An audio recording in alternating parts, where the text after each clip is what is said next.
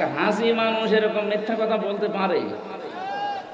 তো সারা জীবনই মিথ্যা বলছে, হাসি কি আর বাজি কি। তারপরও আমরা যারা হাসি আছি আমাদের গায়ে লাগে, তো এই কারণে কষ্ট লাগে। মানুষ ওনারে পাঁচি বলে ডাকে, শেষে এটা আমাদের অস্বীকার করে। এই যে হাসি, এই যে এটা হাসি, হাসি না? এই জন্য আমরা চাই যেন হাসি ছাড়া এটা মিথ্যা কথা বলেন না। তাম দুনিয়া আপনার কথা মানুষ জানে। আপনি নিজেই ফোন করেন এক একজনের কাছে, নিজেই রেকর্ড করেন, নিজেই এডিটিং করেন, নিজেই ফাঁস করে দিন। মানুষের ভেতরে আন্দাজে ভয় ঢুকাতে। ফেসবুকের কোনো কথা বিশ্বাস করবেন না। বাংলাদেশের ঝিনাইদহ জেলার শৈলকুপায় মনে হয় স্যারের বাড়ি, সাজ্জাদ হোসেন, এই যে ডিএমপি কমিশনার হয়েছে। কালকে যেখানে ছিলাম, এই যে পাশে সাউদিয়া, ওখানকার একজন এসপি আছে জাহাঙ্গীর আলম, উনি এখন এই যে মৌলভীবাজার জেলা বললাম, ওখানকার এসপি।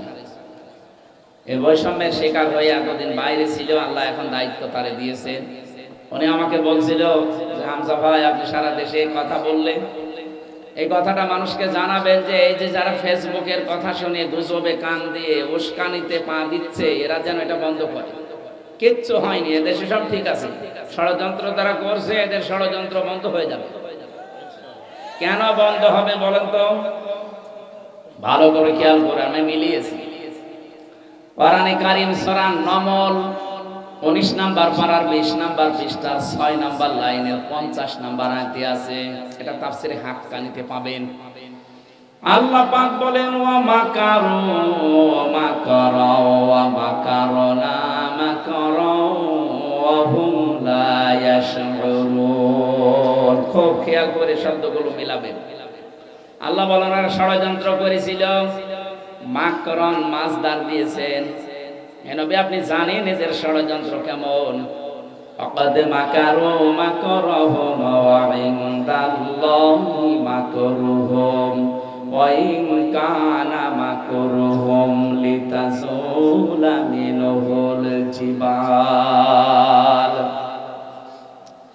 সূরা ইব্রাহিমের ভেতরে আল্লাহ আয়াতগুলো দিয়ে জানিয়েছেন, হে নবী ওদের ষড়যন্ত্র এমন কঠিন এবং ভয়ঙ্কর ছিল, এত মজবুত ষড়যন্ত্র ওরা করেছিল যে পাহাড় পর্যন্ত তার জায়গা ছেড়ে দিয়ে চলে যাবে।